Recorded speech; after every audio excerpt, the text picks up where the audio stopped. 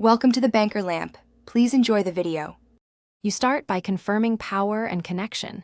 Check battery level, USB receiver seating, and Bluetooth pairing. Once done, remove ear cups gently using a plastic pry tool while photographing each step so you can reverse it.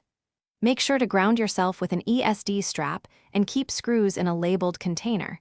This prevents lost parts and accidental shorts. You want to expose the circuit board and speaker driver without disturbing ribbon cables unnecessarily, so you can pinpoint the fault quickly.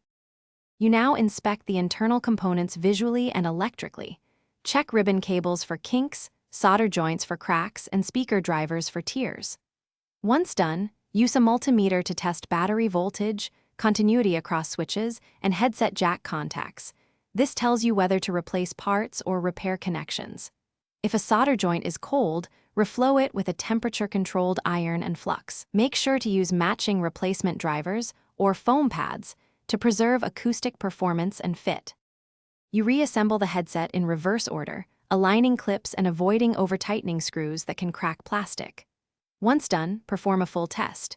Pair with your PC and phone, verify left/right audio balance, and test the microphone in a call.